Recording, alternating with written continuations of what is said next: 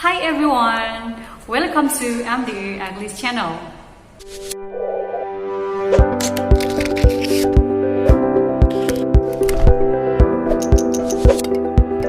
Everyone, dan KD yang akan kita bahas dalam video kali ini adalah KD 3.10 dan 4.10, yaitu menerapkan dan menyusun fungsi sosial, struktur teks, dan unsur kebahasaan yang melibatkan tindakan meminta dan memberi informasi terkait perbandingan kata sifat atau comparison degree.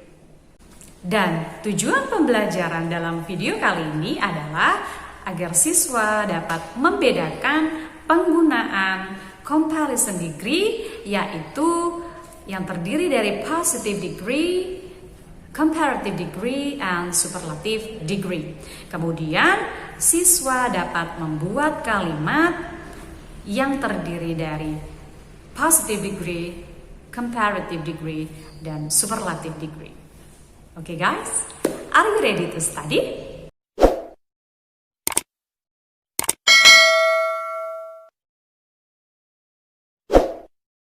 And in this very good opportunity, I'd like to explain about comparison degrees. Comparison degrees has three parts, which is the first part is positive degree, and then the second one is comparative degree, and then the third one is superlative degree. To make it perfectly clear, I'll try to explain it in bahasa.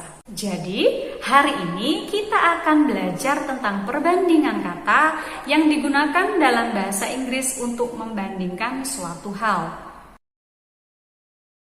Comparison degree terdiri dari adjective atau adverb yang menyatakan perbandingan, dan di dalam comparison degree tersebut terdapat 3 perbandingan. Yang pertama yaitu perbandingan positif, kemudian yang kedua perbandingan komparatif, dan yang ketiga adalah perbandingan superlatif. Nah, pertama kita akan membahas tentang perbandingan positif. Perbandingan positif digunakan untuk hal yang sifatnya atau kedudukannya ataupun kualitasnya sama. Misalnya sama-sama pintar, kemudian sama-sama cantik, ataupun yang lain misalnya adalah sama-sama rajin. Nah, seperti itu contohnya. Positive degree memiliki rumus as plus adjective plus as, dan yang kedua adalah as plus adverb plus as. Kapan kita menggunakan pola 1 ataupun pola yang 2? Pola pertama digunakan jika yang dibandingkan dalam kalimat tersebut adalah noun-nya atau kata bendanya atau orangnya, seperti itu. Kemudian kita bisa menggunakan pola as plus adverb plus as jika yang dibandingkan adalah verb-nya. Karena fungsi dari adjective adalah untuk menjelaskan noun atau kata benda, sedangkan fungsi adverb adalah untuk menjelaskan verb, seperti itu. Nah, sekarang kita perhatikan contoh dalam sebuah kalimat. Perhatikan kalimat berikut ini. B.J. Habibie is as diligent as Albert Einstein. Nah, diligent ini adalah sebuah adjektif atau kata sifat yang makna dari kalimat ini adalah B.J. Habibie sama rajinnya dengan Albert Einstein, seperti itu. Di kalimat ini menggunakan as diligent. As diligent sendiri merupakan adjektif atau kata sifat. Nah, seperti itu ya. Kemudian untuk contoh yang kedua, menggunakan rumus as plus adverb plus as dalam sebuah kalimat. Contohnya adalah B.J. Habibie studies as diligently as Albert Einstein. Nah, diligently di sini adalah adverb. Jadi dia menggunakan pola yang kedua karena yang dijelaskan, yang dibandingkan itu bukan Habibie-nya, akan tetapi cara belajar B.J. Habibie, seperti itu. Itulah perbedaannya penggunaan rumus 1 dan rumus kedua dalam positive degree. Nah, kemudian yang kedua, kita akan belajar tentang comparative degree, di mana comparative degree ini digunakan untuk membandingkan dua hal yang sifatnya atau kedudukannya atau kualitasnya berbeda. Jadi di dalam kalimatnya itu selalu bermakna lebih dari. Misalnya adalah lebih besar ataupun lebih mahal, atau contoh yang lain misalnya lebih cantik dan sebagainya. Nah, sekarang kita coba pelajari di dalam sebuah kalimat ya. Nah, kemudian dalam comparative degrees ini terdapat 3 rumus. Rumus yang pertama adalah penggunaan adjective plus er plus than. Ini digunakan untuk yang kata sifatnya hanya terdiri dari satu syllable ataupun satu suku kata. Misalnya cheap, big, hot, dan lain sebagainya. Kemudian yang kedua adalah more plus adjective or adverb plus than. Ini digunakan untuk yang kata sifatnya lebih dari satu suku kata atau satu syllable. Misalnya expensive. Kemudian yang lainnya misalnya beautiful. Misalnya lagi handsome dan lain sebagainya. Kemudian yang ketiga itu menggunakan rumus less plus ana plus than. Ana ini adjective, noun, and adverb. Ini berarti atau makna dari kalimatnya adalah kurang, begitu ya. Nanti kita coba lebih jelaskan lagi dalam sebuah kalimat supaya lebih paham ya. Nah, contoh kalimatnya kita lihat dalam contoh kalimat sebagai berikut.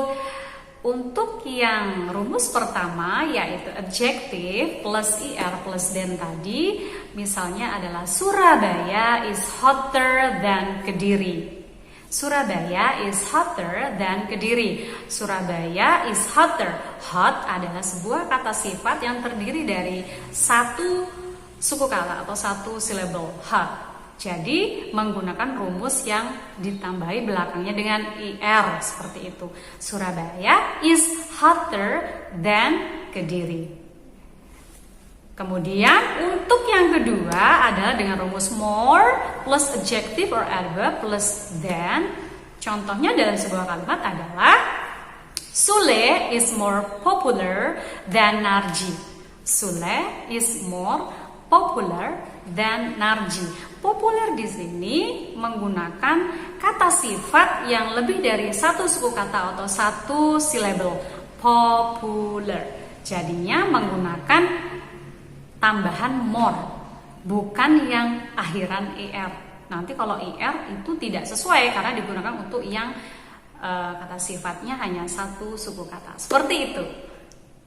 Kemudian yang ketiga, less plus ana, tadi itu adjective, noun, or adverb plus than. Misalnya adalah grammar class is less interesting than speaking class. Grammar class kurang menyenangkan dibandingkan class speaking, seperti itu. Less interesting. Di sini menggunakan adjective ya, interesting. Itu tadi adalah bagian penjelasan dari comparative degree. Semoga kalian paham ya. Kemudian kita akan lanjutkan ke bagian yang ketiga. Nah, sekarang kita masuk ke bagian yang ketiga, yaitu bagian superlative degree. Superlative degree ini digunakan untuk menyatakan suatu hal yang di dalamnya terdapat makna paling ataupun ter. Misalnya paling populer. Kemudian misalnya lagi adalah paling berbahaya, atau yang lain terbaik. Misalnya lagi adalah tercepat dan sebagainya. Seperti itu.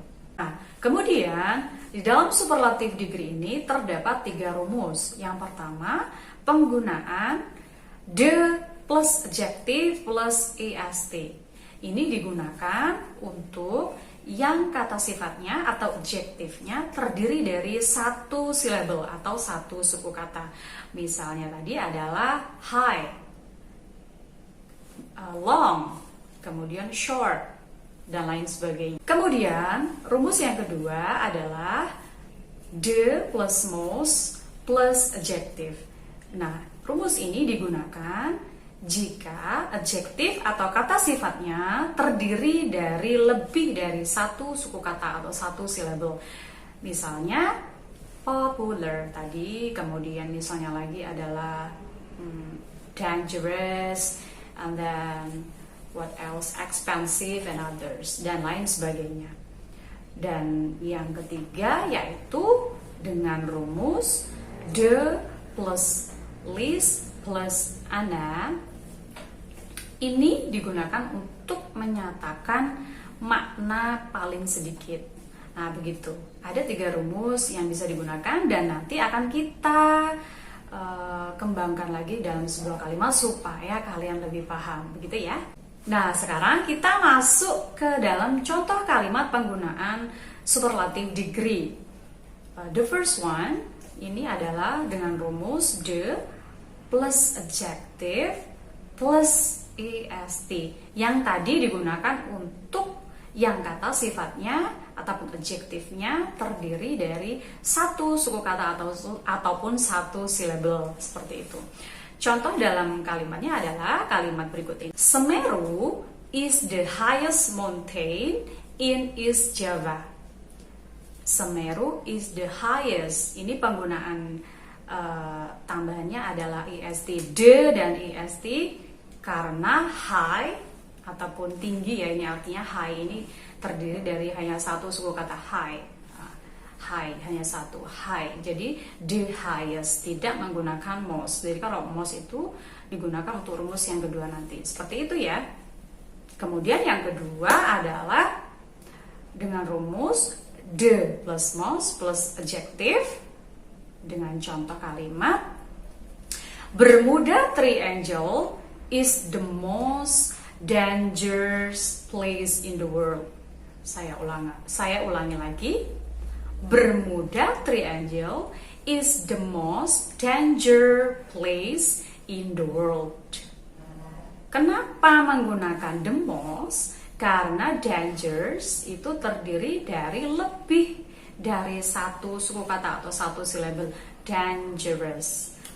Sehingga dalam kalimat ini menggunakan the most, bukan yang akhiran est, seperti itu. Kemudian untuk contoh yang ketiga dengan rumus the plus least plus ana tadi. Ingat ya, ana ini adalah singkatan dari adjective, noun, or adverb. Contohnya adalah the least damage of the earthquake occurred in 1984. Saya ulangi lagi, the least damage of the earthquake occurred in 1984. Nah, di sini dia menggunakan kata damage seperti itu. Everyone, one thing that you have to know that there are some regular and also irregular pattern of adjectives. Jadi ada beberapa adjektif yang memang sudah ada patternnya dan tidak bisa diubah dengan tambahan-tambahan yang biasa kita gunakan dalam adjektif yang reguler. Jadi adjektif yang reguler itu yang bisa diubah, yang bisa kita tambahkan dengan rumus-rumus yang sudah kita pelajari tadi. Misalnya happy menjadi happier or the happiest. Jadi ada beberapa kata sifat yang memang sudah memiliki pattern tersendiri. Nah, kata sifat yang sudah memiliki pattern tersendiri itu bisa kita lihat contohnya pada tabel di samping ini. Nah, beberapa contoh kata sifat yang sudah memiliki pattern tersendiri bisa kita lihat di tabel berikut ini. Misalnya adalah kata sifat bad, memiliki pattern komparatif worse, kemudian superlatif worse. Kemudian the worst, begitu ya. Kemudian far, farther, farthest, good, better, best, little, less, least, many, much, some, memiliki pattern komparatif more and superlatif most. Nah, itu adalah beberapa contoh kata sifat yang sudah memiliki pattern tersendiri. Seperti itu. Nah, everyone, now let's we collect some adjective which consists of one syllable and more than one syllable. And then now let's start it from adjective with one syllable. For the examples, long, short, sad, and then calm, clean, deep, tall, and then what else? Slow, late, big, small, near, young, old, strong, wild, and many more. Then you can collect more than which I have said. Okay, everyone? And then now let's we collect the adjectives with more than one syllable. For the example, there are popular, and then expensive, and then interesting, and then beautiful, dangerous, important, diligent, playful, and others. Oke, jadi kalian bisa mulai mencari kata sifat yang memiliki satu syllable dan memiliki lebih dari satu syllable agar pembelajaran di bab ini bisa kalian lebih maksimalkan. Silakan kalian cari dari banyak sumber referensi yang ada.